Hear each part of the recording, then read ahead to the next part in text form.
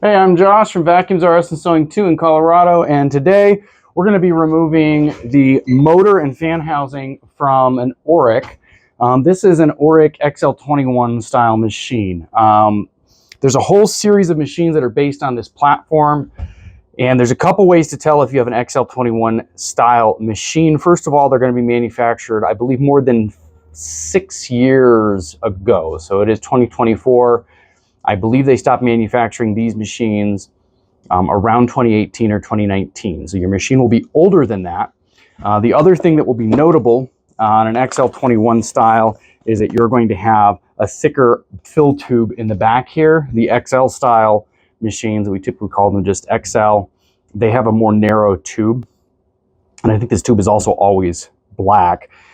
They also have a different brush roll. When you flip the machine, you'll see that the XL21 style machines have a narrower brush roll than the XL style, and that will let you know this is kind of what you're working with. There are literally hundreds of models that are based on the same housing and same motor, and this will be applicable to all of those models. The particular one we're working on today, we typically call them a pilot style. They're the type that have the swivel, the pivot, that's what this is. But if you do not have the pivot, you have the older machine that doesn't pivot, this is still going to be relevant. So this repair is going to cover two things in concept. One of those is replacing the knuckle. It's very common that the knuckle on these break. That's where the pivot is, this thing that turns back and forth, whether it does turn back and forth or not. There's a lot of strain here and these commonly break. We're going to be linking to all the parts we use in the comments when available. These machines have been fully discontinued, so parts availability is becoming increasingly problematic. Oreck was bought out by a company out of Hong Kong called Tektronix Industries, and they are not particularly dedicated to maintaining and continuing support for the products that were manufactured here in the US. So a lot of these parts are not available. A lot of them you're going to have to buy pre-owned. In this case, actually what we're doing is we're removing a motor to repair another machine because the motor at this time is not available. So we're moving a good motor out of here. All right, before we start this repair, disclaimer time. This video is for informational purposes only. These repairs should only be done by factory authorized technicians in vacuum stores. If something goes wrong here, I am not responsible for any issues that might arise. If the vacuum becomes sentient and eats your cat, not our problem. Seriously though, watch the entire video. A lot of these repairs are very difficult. Make sure you're confident in performing this repair before you start, because the last thing in the world you want to do is take this machine apart and then bring it into a repair shop because you couldn't complete the repair. Many repair shops, like ours, will not accept machines once they've been messed around with. So make sure you can do this before you start because you're in it to win it. Okay, so we're going to take the base plate off first. These are all Phillips heads. If you do not have Phillips, if you have Torx screws down here, which are kind of the star-shaped screws, you probably don't have an XL21 style. They started using those Torx screws, which are more difficult to find the bit for, after they were bought out to make it more difficult for the machines to be repaired. But these old school machines are just Phillips. So we got 1, 2, 3, 4, 5 screws we're going to take out. So we have 1 screw in the middle, and then we have 2 screws on either side. Now these screws will tend to set in the base plate. I recommend you take them out of the base plate, flip it over, because if you try to put it back on with the screws in it, they may not line up well. So on this machine, we have over here a circuit board. This board controls the function, we call it a Hall sensor on this machine, where if you run something over, it will shut itself off. That's what this board controls. You may or may not have that depending on the age of your machine. The newer machines did have that. Now that we're deeper in, we're getting into Torx screws on this one. So the screws holding down the motor and the fan housing are Torx, so I'm going to need to change my bit. So my bit here is going to be a T20. We'll link to these. We actually sell bit sets that have all the various size torque bits that you're going to find in Shark, Dyson, and Oreck. And I'll link to that if you need a bit set to take this thing apart. So we've got 4 screws, 2 screws over here holding the fan housing in, and 2 screws over here holding the motor in. We need to take them all out.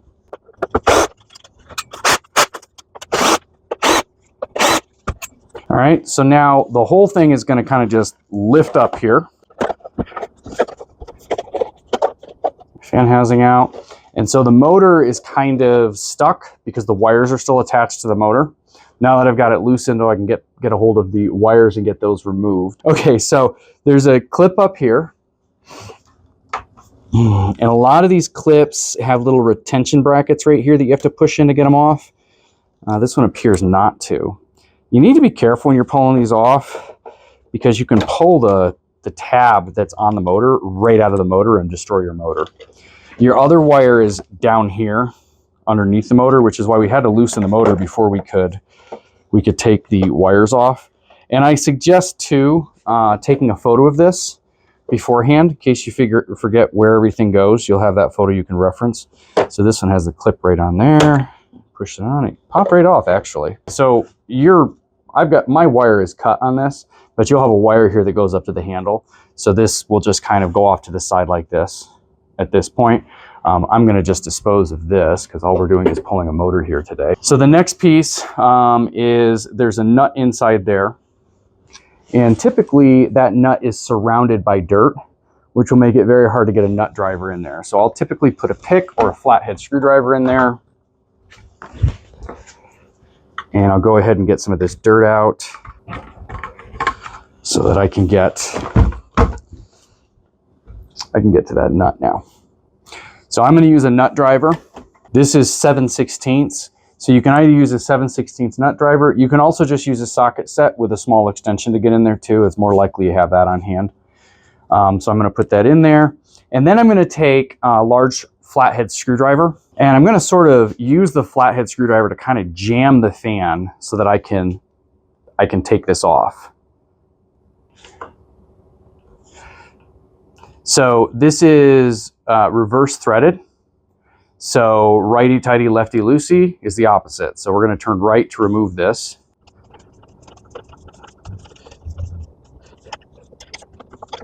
So we've got it loose now, and what's happening now is the motor is spinning as we're spinning this. All right, so I'm going to take a shop rag and I'm going to put that around the motor shaft so that I don't bugger the motor shaft up with these channel locks. And I'm going to hold the motor shaft with my channel locks here. And then I'm going to continue to loosen this bolt. Again, we're doing the opposite of righty-tighty. We're actually turning right to loosen. And then my bolt came off.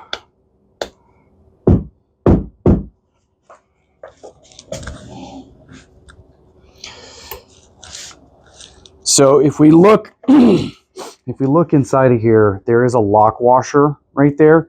If you're getting a brand new fan housing, the lock washer will be included.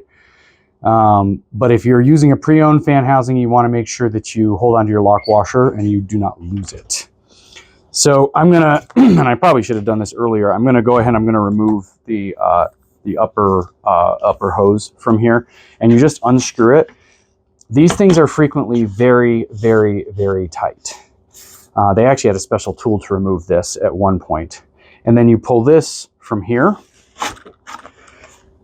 This is often very, very tight as well, and it will not come out easily. If that's the case, you can spray rubbing alcohol around this, and that rubbing alcohol will work its way down in here and will typically loosen it up, and it'll come right out for you. So at this point, we've got that out. I got my lock washer out, and this motor should, in theory, just pop right out of here. Sometimes they don't. Sometimes you have to spin the fan to get them out. So in this case, I came right out. Note that there is felt. There's a small metal washer followed by felt. The felt is against the motor, and then the small metal washer is you've got like a bezel right there on the motor, and the small metal washer will stop right there. And that's important that you have those on there. So that's how you get the motor out, and that's also how you remove a fan housing as well. So I think fan housing failure is probably more common on these. That's probably why you're looking at this. But if you're doing a motor replacement, that's what you're doing to get your motor apart. We're going to pause the video. We're going to restart the video on the motor installation on the new machine that this pre-owned motor is going into. All right, so this is the recipient machine. I feel like I'm doing a heart transplant. This is the motor we just pulled. And we're going to reinstall this motor as well as the fan housing. I'm going to put the motor on the fan housing first to verify this washer and this felt ring. You'll note that I'm working with the upper housing pretty much still completely intact. I didn't take it apart, and the reason for that is because I still have my wires attached on this machine going down into here, so it's easier to do it this way. I'll insert that through my fan housing.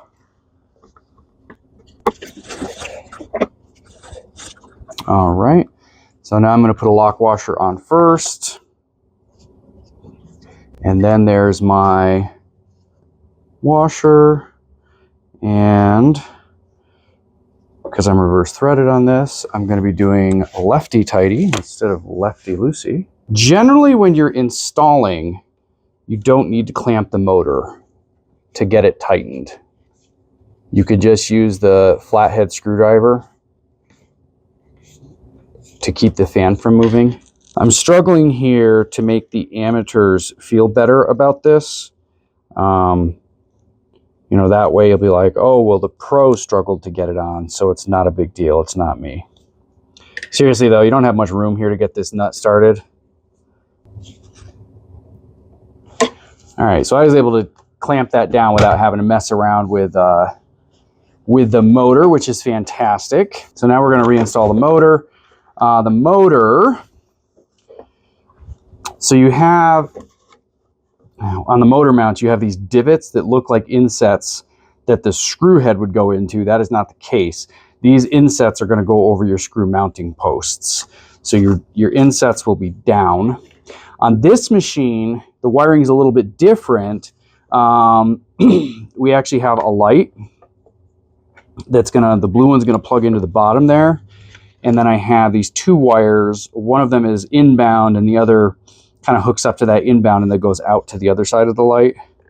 And those will hook on right there. You need to hook on your bottom wires before you mount your motor, because if you remember when we were taking it apart, the bottom wire is not accessible from the top.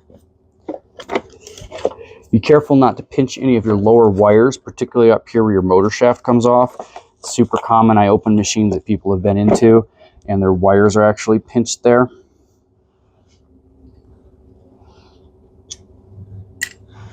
All right. So now I'm going to take my fan housing, or my intake right here. And you kind of have to drop like both of these together. You have to line everything up and kind of drop it all sort of at the same time, because the fan housing acts as a motor mount as well on the other side. So everything just sort of drops down there. There we go. Put the motor screws back in. If you're using a clutch, I always suggest you run your clutch on the lowest possible setting so that you don't strip anything out. A lot of these machines are pretty fragile at this point. All right, I'm going to take the final wire, plug it in right here. Easy peasy. All right, brush rolls received minor service. I'll go ahead and put that back in. Double jots up.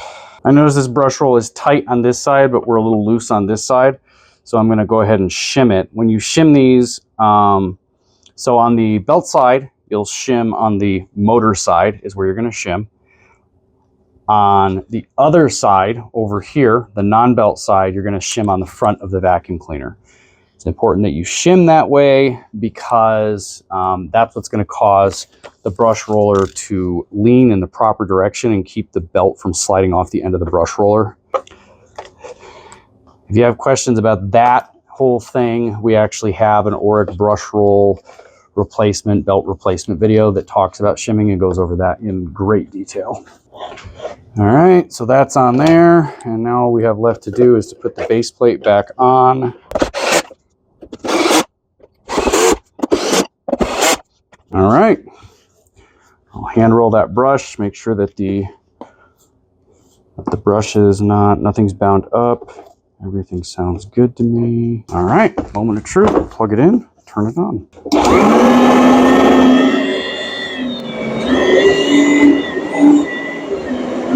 All right, machine is in great shape, sounds good. All right, hopefully this was helpful. If you have any questions, post in the comments. I try to keep up on it, no guarantees. I do this full time. I don't necessarily have time to answer everybody's questions immediately, but I do what I can. So feel free to ask.